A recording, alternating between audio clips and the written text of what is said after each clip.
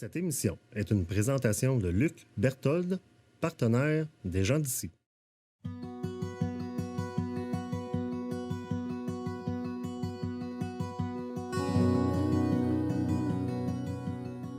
Bonjour et bienvenue à un nouvel épisode de La parole aux aînés. Cette semaine, j'ai la chance de m'entretenir avec M. Guy Ouellette. En fait, M. Ouellette a été sélectionné pour l'émission parce que c'est un autodidacte qui a toujours aimé apprendre tout au long de sa vie et principalement transmettre son savoir. Donc, bonjour, M. Ouellette. Bonjour.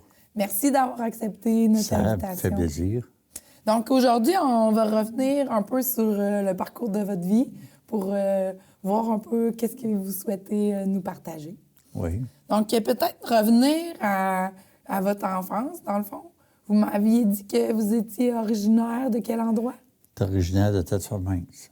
D'accord. Puis est-ce que vous venez d'une grande famille? Nous étions 3 enfants. Donc, à cette époque-là, c'est quand même une petite famille. Oui, c'était une petite famille, parce que du côté de mes oncles, il y en a un qui a eu 7 enfants, puis puis il est décédé jeune, en plus de ça, malheureusement. Puis vous m'avez dit que votre père était un cordonnier. Mon père était un serrurier.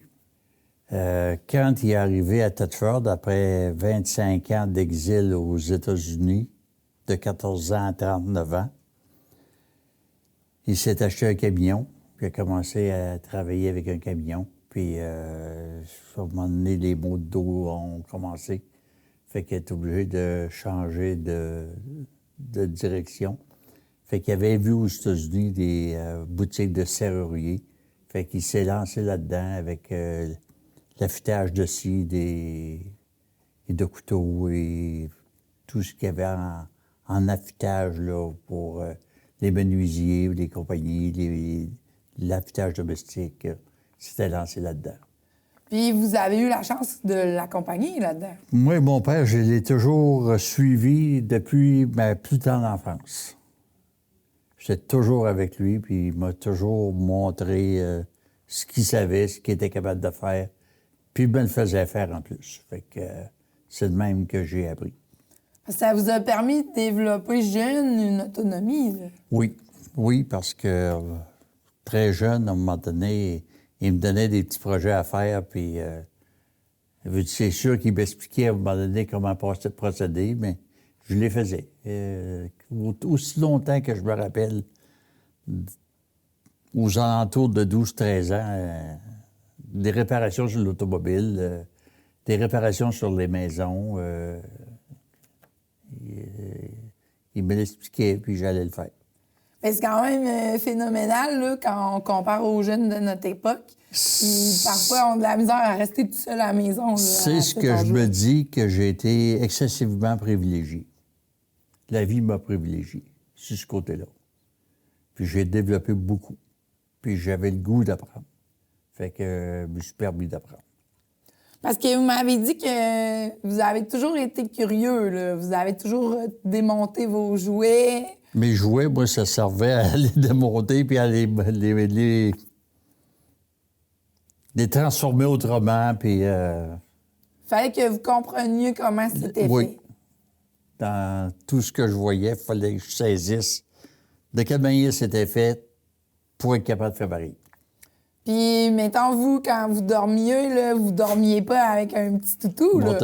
Mon Yogi vert, c'était une clé de mécanicien. À l'âge de 2 ans, je me rappelle, au coin de la rue Saint-Henri, de la rue d'Audier, la maison de mon père, à cette époque, parce que c'était pas la maison principale. Alors, pourquoi on a demeuré là? Un petit bout de temps, je ne sais pas. Mais je couchais avec une clé de mécanicien, puis j'avais un petit tricycle 3 roues que je me promenais autour de la table. Pourquoi dans la cuisine autour de la table? C'est parce que le trottoir était proche de la maison, puis ma mère, elle prenait pas de chance.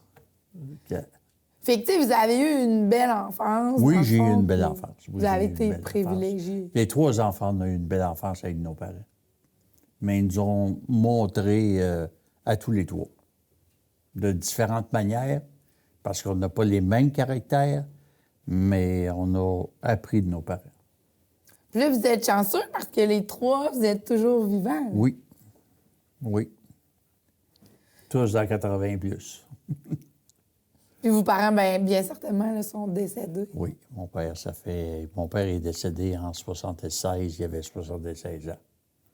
Ma mère est décédée il y a 8-9 ans, à 14 ans. Puis là, vous êtes quand même privilégié aussi pour cette époque-là parce que vous avez eu la chance de faire un long parcours scolaire. Mon parcours scolaire a commencé en 1946. Puis il s'est terminé en présentiel à temps plein, là, en 64. Puis après ça, j'ai commencé des cours à temps partiel à l'Université de Sherbrooke puis à l'Université de Laval, qui ont duré à peu près jusqu'à dans les années 88-89. Puis en 90, j'ai été faire 1 an comme étudiant au cégep pour rafraîchir des matières que j'avais déjà vues, avec lesquelles je devais me servir parce que je changeais dans mon enseignement, je changeais complètement de matière. J'ai été en électricité. On a fermé ici à Thetford le département électrique. Donc, je me suis recyclé en mécanique industrielle. Une chose que j'avais toujours aimée et j'avais toujours travaillé. Parce qu'à ce moment-là, quand vous êtes retourné au cégep, vous étiez quand même âgé à travers les autres étudiants. Tout près de 49 ans, là, avec des jeunes de 17 ans, là. Et avec une méthode de travail que j'avais appris dans mon temps, comparativement à une méthode de travail que les jeunes avaient à ce moment-là, ça faisait différent. Mais vous avez toujours su vous adapter, dans le fond. Oui, Vous êtes toujours allé chercher les formations que vous aviez besoin. Oui, j'avais besoin de quelque chose, de savoir quelque chose, j'allais le chercher avant de le faire. Pour rester au goût du jour puis être un bon enseignant. Puis évoluer. Ouais. Trouver d'autres choses, évoluer, aller voir ce qu'il y avait de nouveau. J'ai pris un cours avec une compagnie. C'était une compagnie américaine qui avait un bureau à Stony Creek, à côté d'Hamilton, en Ontario, en mécatronique et l'utilisation de l'électronique pour déterminer le fonctionnement des moteurs, des machines industrielles. Donc, être capable d'anticiper les problèmes. J'ai été chercher de la formation là-dedans. J'ai été technicien niveau 5, le niveau le plus élevé dans cette formation-là. Puis ça a pris quelques années, là, parce que c'était des cours donnés par des compagnies à temps partiel, là. Ça a pris quelques années, mais j'ai été jusqu'au bout. C'est quand je commençais quelque chose, il fallait que j'aille au bout. Puis, dans le fond, pendant ces études-là, vous êtes aussi trouvé une femme, puis vous vous êtes marié. Oui, je me suis marié, j'ai construit des maisons, je me suis construit un chalet, j'ai construit des chalets de mes beaux-frères, cousins, j'ai fait des réparations dans ma maison, j'ai fait des réparations dans les maisons de ma mère. Puis vous avez aussi fait des surprises à votre femme, comme vous inscrire à un cours de pilotage d'avion. Oui. Pouvez-vous nous raconter comment vous avez décidé de devenir un pilote? Je venais de l'Université de Sherbrooke, puis j'avais passé à l'aéroport de Sherbrooke. Je voyais ce qu'ils appellent le beacon, là, la lumière rotative de l'aéroport de Sherbrooke. L'idée me dit, tu tournes là, puis tu vas t'informer. Puis je t'ai inscrit, puis j'ai revenu à la maison avec le matériel que ça prenait pour suivre le cours. Puis j'ai suivi le cours, 55 heures de cours. Puis vous avez conduit longtemps, là, des avions par la suite? Je suis acheté un avion parce que la première année, je louais. Mais monter à Sherbrooke pour louer un avion, quand on avait un aéroport à Thetford, fait qu'à un moment donné, je me suis acheté un avion que j'avais stationné ici à l'aéroport de Thetford, puis je m'étais construit un hangar pour la remiser, pour qu'elle soit à l'abri, puis je m'en suis servi 50 ans. Puis, dans le fond, là, suite à ça, vous m'avez aussi raconté que les études, quand vous étiez plus jeune, n'étaient pas nécessairement pareilles comme aujourd'hui. Il y avait la visite des cadets qui venaient à l'école. Bien, c'est que du côté, si on peut comparer avec la partie secondaire de notre enseignement, disons de 9e année jusqu'à 12e année, parce que nous autres, dans le temps, on terminait une 12e année scientifique. Au Collège La Salle, on avait les cadets de l'armée. Puis quand on commençait en 9e année, on nous donnait un habit de soldat, là, un habit comme les soldats, qu'on apportait à la maison, puis qu'on avait de la drill, on avait des parades de l'armée, on sortait à l'armistice. Puis durant l'année, bien, on avait des cours de maniement d'armes à feu, on avait des cours d'utilisation de radio pour la transmission radio, la morse, la boussole, des choses Qui vous ont servi tout le reste de des votre choses vie? m'ont servi. Au niveau du tir, ça m'a servi, oui, mais au niveau de la boussole, je ne m'en suis pas servi trop souvent. Puis comment démonter une mitraillette, puis nettoyer une mitraillette, puis remonter une mitraillette, ça ne m'a jamais servi. Non, mais au moins, Mais on nous le montrait. vous n'êtes jamais resté pris dans le bois. Là. Non. Vous avez été capable de vous Mais orienter avec ça. dire que dans notre temps, on avait ça à l'école, aujourd'hui, ça serait impensable que ça se répète. Mais je pense que, tu sais, à votre époque, le sentiment de liberté était un peu plus grand qu'aujourd'hui. Je ne sais pas pourquoi, qu'à un moment donné, aujourd'hui, c'est vrai que le monde a changé beaucoup, mais nos parents n'avaient pas peur de, quand on sortait, peu importe ce qu'on allait, bien des fois, ils ne savaient même pas où on était.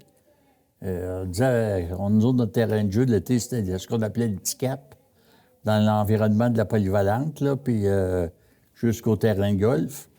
Puis on allait jouer là, dans le bois, puis on disait aux nos parents, on s'en va sur le petit cap. Mais où, sur le petit cap, ça, cherche-nous, c'était du bois, là. Avec des armes, des fois. Là. Des fois, avec des armes. Puis on partait de la maison avec une arme dans les mains, puis personne n'appelait la police, là. Puis c'était de même dans le temps. Aujourd'hui, c'est complètement différent. Je comprends aussi. Oui, ça a évolué, mais aussi votre terrain de jeu, c'est souvent les halles de le terrain de jeu, ça a été le petit cap, ça a été les halles de minières dans lesquelles on se faisait des cavernes, on se faisait des abris. On partait de midi avec un petit lunch, on allait manger dans notre abri, puis à la fin d'après-midi, on retournait à la maison.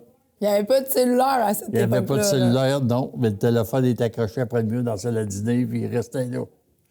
Puis nos parents, ben, je me rappelle pas d'avoir dit à mon père ou à ma mère, m'en va jouer sur les haltes minières, puis on se creuse une caverne, puis on joue là. Et écoute, il y aurait eu grand à chercher, puis je ne pense pas qu'il aurait su où est-ce qu'on était là. Et on n'était pas partis pour aller là. Les autres, ils ne savaient pas. Ils faisaient confiance. Ils faisaient confiance. On partait pour revenir. Puis dans le fond, là, vous avez grandi, vous avez été enseignant, vous avez piloté, vous avez fait de la plongée. Oui. Mais vous avez aussi fait beaucoup de bénévolat dans votre vie. Oui, j'ai fait 9 ans de bénévolat à l'Église Saint-Alphonse, à titre de marguillier pour 6 ans, parce que c'était 2 termes de 3 ans maximum. Puis après ça, ils m'ont nommé président du Conseil de fabrique pour les réparations de l'Église. On avait entrepris les réparations extérieures et intérieures de l'Église. Puis avec toutes les connaissances que j'avais au niveau des structures puis de la mécanique, on m'avait gardé pour donner un coup de main. Bien, il était chanceux de vous avoir à cette époque-là parce que vous aviez les connaissances et les compétences pour superviser un peu. J'avais les connaissances pour le faire, mais aussi j'aimais ça. J'aimais ça. C'était un domaine que j'aimais. Je me suis lancé à fond. Mais vous avez participé aussi, là? Oui, j'ai participé. Comme je te disais hier, le lustre central qui est arrivé dans des boîtes en pièces détachées, enveloppées dans des pellicules de plastique, pièce par pièce. J'ai commencé à 2h30 l'après-midi, puis j'ai fini comme 3h30 dans la nuit, à le monter et à l'installer au plafond. Bien, préalablement à ça, j'avais installé un treuil dans l'entretoit pour être capable de le descendre puis d'être capable de le monter quand on veut changer les petits lobes.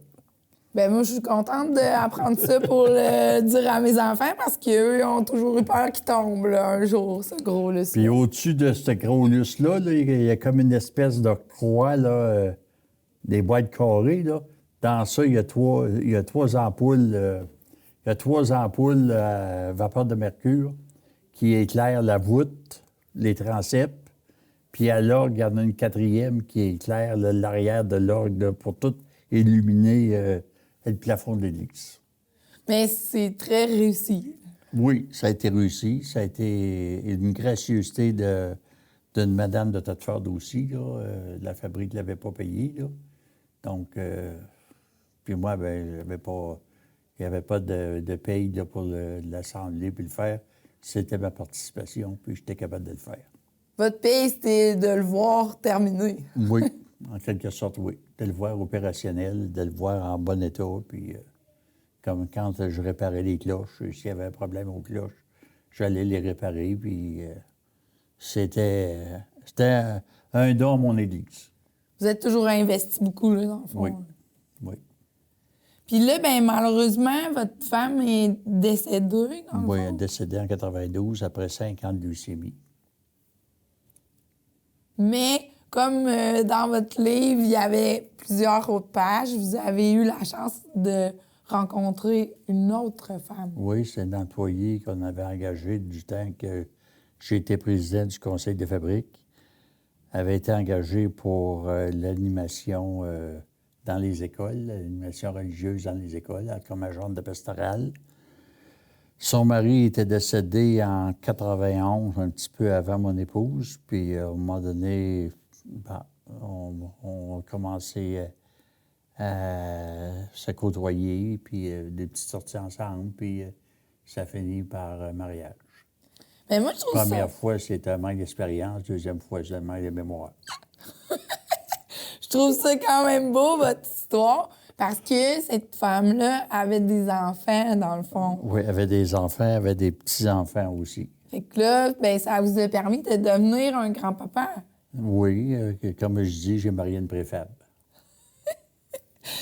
Puis, ben, dans vos intérêts, vous avez aussi la généalogie. Oui, j'ai fait la généalogie de mes parents, les deux côtés, côté paternel, côté maternel, pour savoir d'où on venait. Il faut savoir d'où on vient si on veut savoir où on va. Mais tu sais, ça vous a demandé quand même plusieurs heures de travail pour réussir à remonter. Vous avez remonté plusieurs générations. J'ai remonté du côté de mon paternel, j'ai remonté, bien, c'est sûr qu'on remontait au premier ancêtre qui est arrivé au pays en 1640, là, ça va assez bien. Mais ça venait de la France, puis je voulais remonter aussi loin que possible que je pouvais en France. J'ai remonté à 2 générations en France, puis la 3e génération, il n'y avait pas de possibilité parce que tous les documents, tous les registres des paroisses de l'époque avaient été brûlés dans les guerres des rois. Là, je ne sais pas si c'est Louis XIV ou quoi. Là, ça avait été brûlé, puis il n'y avait plus rien de ça. J'avais communiqué avec un site de généalogie en France qui annonçait qu'ils pouvaient faire des recherches pour nous autres là, sur des personnes qui on voulait avoir dans notre généalogie.